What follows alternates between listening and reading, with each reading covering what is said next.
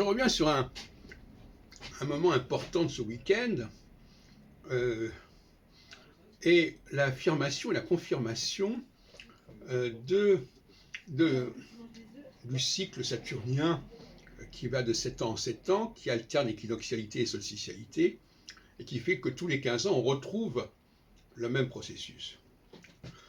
Et l'autre jour, je disais qu'effectivement, entre 1962, qui est la crise de Cuba, et 2022, eh bien, on a 60 ans, et on retrouve les mêmes configurations au niveau de Saturne. Alors évidemment, si on prend toutes les planètes, on n'a plus, et c'est un point important, si on prend toutes les planètes, on n'a jamais la même configuration. Par contre, si on prend un nombre limité de planètes, on a les mêmes configurations qui reviennent. Et ça, c'est déjà un piège. Donc, de multiplier les planètes, parce qu'à ce moment-là, on n'a plus de vérification, de statistiques, etc. Et donc, je vais insister sur ce point, quand il y a une solsticialité, et notamment, non pas forcément au début de la solsticialité, mais au milieu de la solsticialité, c'est-à-dire quand la planète est non pas en début de signe cardinal, mais en milieu de signe fixe, eh bien on a là un maximum qui peut aller soit vers la... Actuellement, je signale qu'on est à un milieu de solsticialité, en cette fin février 2022.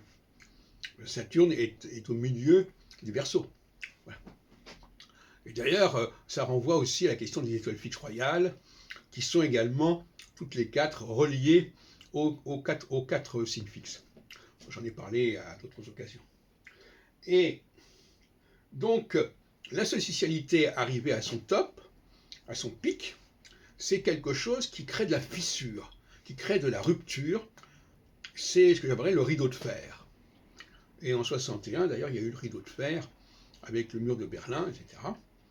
Et en 62, c'est vraiment une opposition forte. Et justement, à ce propos, l'équinoxialité, c'est la conjonction, et la solsticialité, c'est l'opposition, sur le plan symbolique, si on peut dire, aussi sur le plan de la tradition astrologique, si on peut dire.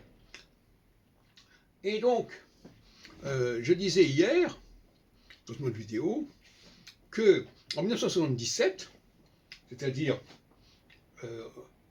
15 ans après 62, eh bien, on a eu la crise des missiles européens, etc.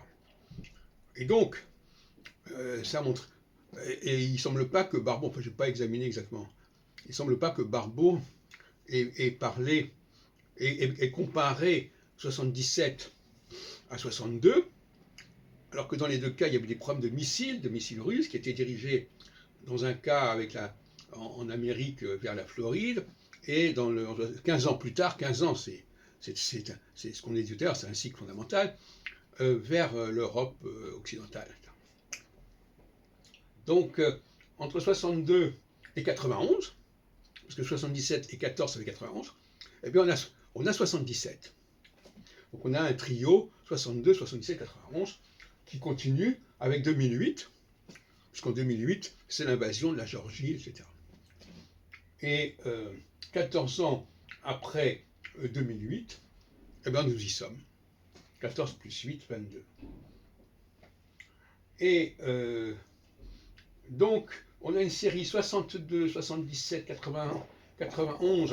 Alors 91, évidemment, c'est la chute du mur de Berlin, c'est tous ces pays du bloc, du pacte de Varsovie qui vont progressivement entrer dans l'Union européenne, sauf l'Ukraine d'ailleurs, entre parenthèses, etc., etc. Donc là, on a vraiment une loi majeure, très simple, qui n'exige pas de connaissances astronomiques très développées. Et à mon avis, c'est fondamental. La simplicité en astrologie est fondamentale parce que l'astrologie a été faite pour le peuple, pour que les gens comprennent ce qui se passe, et il ne fallait pas que ce soit des choses qui soient uniquement connues d'initiés, etc., etc. Donc, en phase équinoxiale, on a eu des périodes de réconciliation. Le cas le plus remarquable, c'est 51, 54, 57, avec la création d'une Union européenne qui reprenait des gens qui avaient été complètement opposés, parce que ça incluait à la fois l'Allemagne, l'Italie et la France et la Belgique. Voilà, donc en équinoxialité, il y a des rapprochements tout à fait extraordinaires. Et en solstitialité, il y a des séparations également tout à fait extraordinaires.